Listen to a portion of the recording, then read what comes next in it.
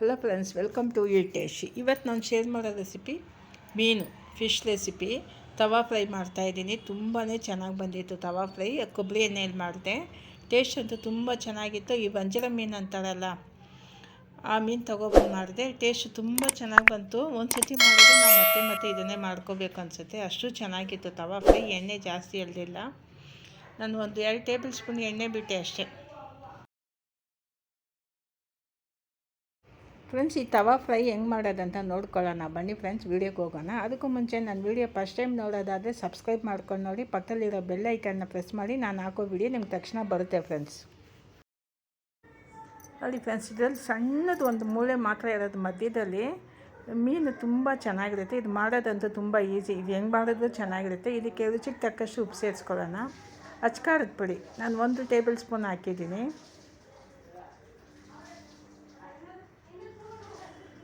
ಒಂದು ಹಿಡಿಯಷ್ಟು ಕಾರ್ನ್ಫ್ಲವರ್, ಅರಿಶಿನ ಪುಡಿ, ಇದಕ್ಕೆ ಇಷ್ಟೇ ಮಸಾಲ. ಒಂದು ಸ್ವಲ್ಪ ನೀರು ಚುಂಬಿಸ್ಕೊಂಡು ಇದನ್ನು ನಾವು ಮಿಕ್ಸ್ ಮಾಡ್ಕೋಬೇಕು. ನೀವು ಬೇಕಾದರೆ ಶುಂಠಿ ಬೆಳ್ಳುಳ್ಳಿ ಪೇಸ್ಟು ಸೇರಿಸ್ಕೋಬೋದು. ನಾನು ಏನು ಸೇರಿಸಿಲ್ಲ, ತುಂಬ ಸಿಂಪಲ್ಲು, ಆದರೆ ಟೇಸ್ಟ್ ಅಂತೂ ಅಷ್ಟು ಚೆನ್ನಾಗಿರುತ್ತೆ ಈ ಮೀನು. ನೋಡಿ, ಮಸಾಲ ಎಲ್ಲ ಕ್ಲೀನಾಗಿ ಎಲ್ಲ ರೆಡಿ ಮಾಡಿಕೊಂಡೆ. ಈಗ ನಾನು ಇದನ್ನು ಫ್ರೈ ಮಾಡ್ಕೊಳ್ತೀನಿ. ನಾನ್ ಸ್ಟಿಕ್ಕಲ್ಲೇ ಮಾಡ್ತಾಯಿದ್ದೀನಿ. ಕೊಬ್ಬರಿ ಎಣ್ಣೆ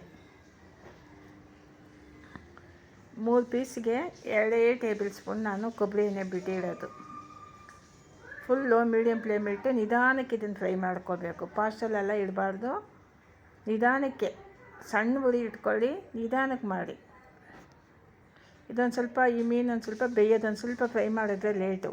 ಹೆಂಗಂದರೆ ಇದು ದಪ್ಪ ಇರುತ್ತೆ, ಪೀಸೆಲ್ಲ ದಪ್ಪ ಹಾಕಿದ್ದಾರೆ ನೋಡಿ, ಅದರಿಂದ ಲೇಟ್ ಆಗುತ್ತೆ. ನಿಧಾನಕ್ಕೆ ನೀವು ಇದನ್ನು ತಿರುಗಿಸಾಕಿ ಫ್ರೈ ಮಾಡ್ಕೊಳ್ಳಿ.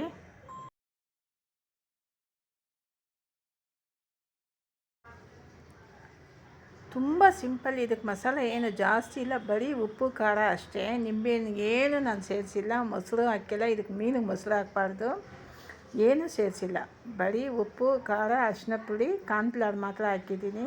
ಟೇಸ್ಟ್ ಅಂತೂ ತುಂಬ ಚೆನ್ನಾಗಿರುತ್ತೆ. ಸಿಂಪಲ್ಲಾಗೂ ಇರುತ್ತೆ. ಇದು ಮಸಾಲ ಜಾಸ್ತಿ ಇಲ್ಲ, ಮೈಲ್ಡಾಗಿ ತುಂಬ ಚೆನ್ನಾಗಿರುತ್ತೆ. ನೋಡಿ, ನಾನು ಎಣ್ಣೆ ಮತ್ತೆ ನಾನು ಸೇರಿಸಿಲ್ಲ. ಫಸ್ಟ್ 2 ಸ್ಪೂನ್ ಹಾಕಿದ್ನಲ್ಲ ಅಷ್ಟೇ, ಮತ್ತೆ ಸೇರಿಸೇ ಇಲ್ಲ ನಾನು ಎಣ್ಣೆನ.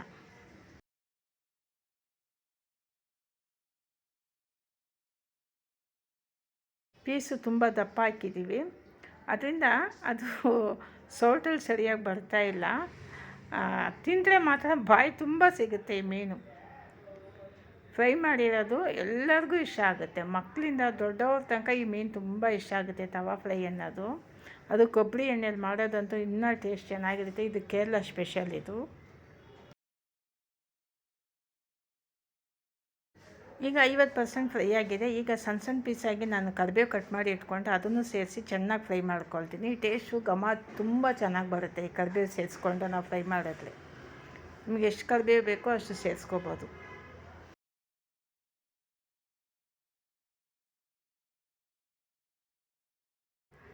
ಮೀನು ಜೊತೆಗೇ ಕರಿಬೇವು ಚೆನ್ನಾಗಿ ಫ್ರೈ ಮಾಡ್ಕೊಳ್ಳಿ.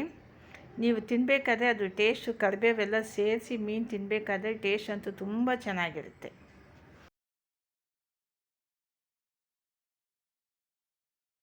ಈಗ ಕರಿಬೇವು ಫ್ರೈ ಆಗ್ತಾಯಿದೆ ನೋಡಿ. ಆ ಘಮ ಅಂತೂ ತುಂಬ ಚೆನ್ನಾಗಿರುತ್ತೆ. ಕೊಬ್ಬರಿ ಎಣ್ಣೆ ಹಾಕಿರೋದ್ರಿಂದ ಆ ಸ್ಮೆಲ್ ತುಂಬ, ಮನೆ ತುಂಬ ಸ್ಮೆಲ್ಲು.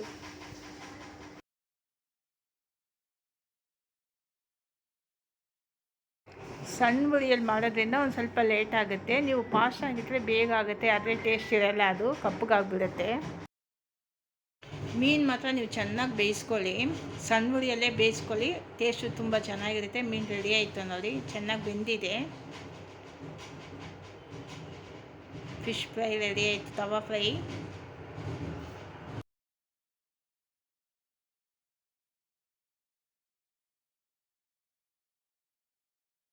ಈಗ ಇನ್ನೂ ಉಳಿದಿರೋದು ಹಿಂಗೆ, ನಾನು ಜಾಸ್ತಿ ಎಣ್ಣೆ ಹಾಕಿಲ್ಲ, 2 ಸ್ಪೂನ್ ಉಳಿದಿರೋದು ಹಿಂಗೆ ಫ್ರೈ ಮಾಡ್ಕೊಳ್ಳೋಣ.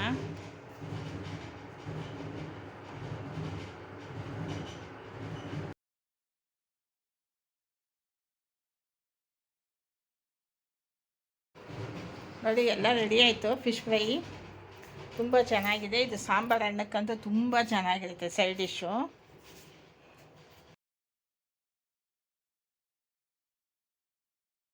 ಫ್ರೆಂಡ್ಸ್, ತವಾ ಫಿಶ್ ಫ್ರೈ ತುಂಬ ಚೆನ್ನಾಗಿ ರೆಡಿಯಾಗಿದೆ ಮತ್ತು ಟೇಸ್ಟ್ ಅಂತೂ ತುಂಬ ಚೆನ್ನಾಗಿತ್ತು.